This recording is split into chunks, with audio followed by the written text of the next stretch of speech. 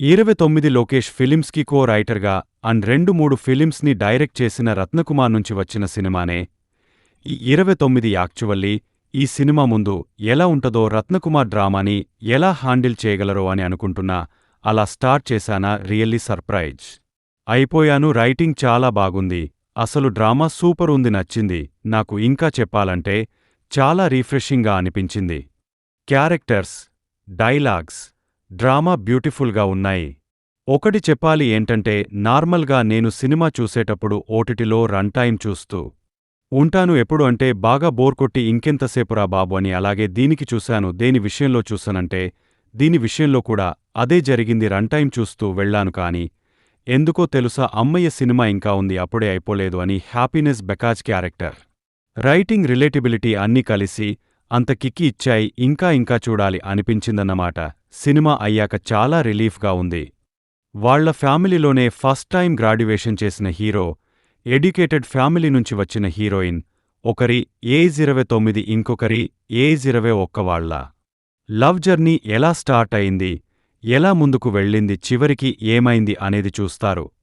నేను first appreciate చేసేది ఏంటంటే 2 థింగ్స్. సాధారణంగా రొమాంటిక్ డ్రామాస్ తీసుకున్నప్పుడు ఎక్కడో ఒక చోట రొటీన్ టెంప్లేట్కి ఆర్ఎల్స్ అదే ఫార్మాట్లోకి వెళ్తున్నారు అనిపించిద్ది.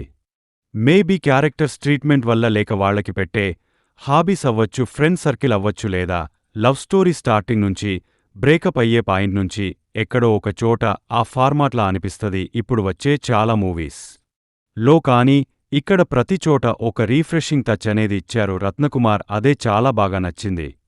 ఫర్ ఎగ్జాంపుల్, ఇప్పుడు ఇద్దరు ఫస్ట్ టైం మీట్ అయ్యే షాట్, ప్రపోజ్ చేసే సీన్ ఇంకా తెలిసిందేగా. ఆ ఈవెంట్ ఇంకా చెప్తూ పోతే సినిమా ప్రతి ఈవెంట్ కూడా ఏ బిట్ రీఫ్రెషింగ్గా అనిపించింది. అంటే ఒక లవ్ స్టోరీ బేసిక్ ప్రమేజ్ ఎలా ఉంటదో అలాగే ఉంటది. కానీ రైటింగ్లో మ్యాజిక్ ఉంటది. హీరో మాట్లాడే డైలాగ్స్, నడుచుకునే తీరు, ఆ డైలాగ్ డెలివరీ గాని, హీరోయిన్తో అండ్ ఫ్యామిలీతో అండ్ ఫ్రెండ్తో మాట్లాడేటప్పుడు ఇంకా మనోడి ఇన్నర్ వాయిస్, లవ్ ట్రాక్, ప్రేమించే విధానం, ప్రేమను చూపించేవే, ఐడెంటిటీ కోసం వెతకడం, గోల్ అంటే ఏంటి అన్నప్పుడు పెట్టే క్వశ్చన్ మార్క్ ఫేస్ కానీ చాలా బాగున్నాయి.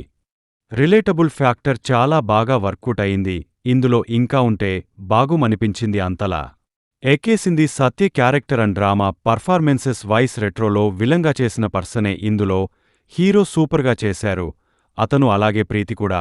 ప్రీతి స్క్రిప్ట్ సెలెక్షన్ బాగుంది, బెజియం బాగుంది. సినిమా డ్రామాకి బాగా సెట్ అయింది. ఎమోషనల్ సీన్స్లో కానీ అన్నిటిలో ఫైనల్లీ బ్యూటిఫుల్ మూవీ. 29 తప్పకుండా చూడండి. తెలుగులోనలో అవుతుంది.